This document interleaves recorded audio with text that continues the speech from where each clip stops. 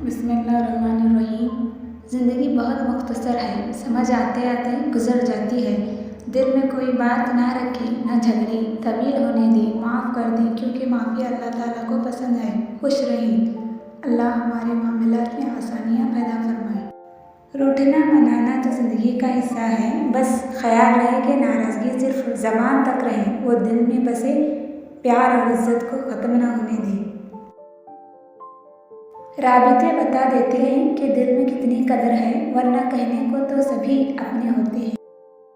ज़िंदगी में लोगों से एक ही सबक मिला, जिनको हम जितना खास करते गए, इनके लिए हम उतने ही आम होते गए।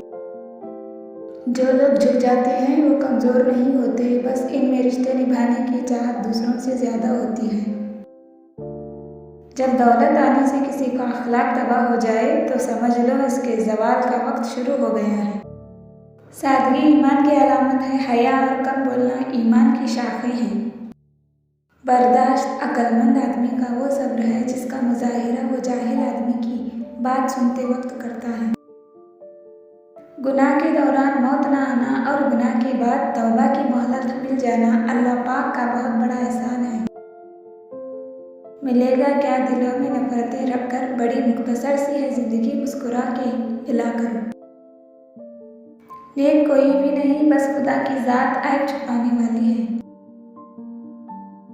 जब तुम किसी को अकेला देखो तो समझ जाओ कि वो सच्चा इंसान है, क्योंकि भीड़ हमेशा मुनाफिक के साथ होती है। जिस इंसान को गुस्सा ज़्यादा आता है वो इंसान प्यार भी उतना ही ज़्यादा करता है और उतना ही साफ दिल रखता है।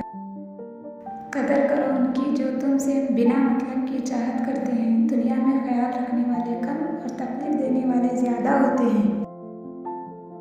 खूबसूरत है वो सोच जो दूसरे इंसान के लिए अच्छा सोचे, और खूबसूरत है वो इंसान जिसे अल्लाह ऐसी सोच अता करे। खुश अखलाकी एक ऐसा इत्र है जिसे जितना ज़्यादा आप दूसरों पर निछावर करेंगे उतनी ही ज़्यादा खुश आपके वजूद से आएंगी। एक शख्स बनकर ना जियो, बल्कि एक शख्सियत बनकर जियो, क्योंकि शख्स तो मर जाता है मगर शख्सियत हमेशा जिंदा रहती है। अगर कोई आपकी फ़िक्र करता है तो उसकी कद्र करो, क्योंकि दुनिया में तमाशाई ज़्यादा हैं और कद्र करने वाले बहुत कम। सबसे बेहतरीन हिजरत गुनाहों से नेकी की तरफ है। कपड़े जिस्म को ढांप लेते हैं मगर गुफ्तगू एक पल में इंसान की औकात दिखा देती है।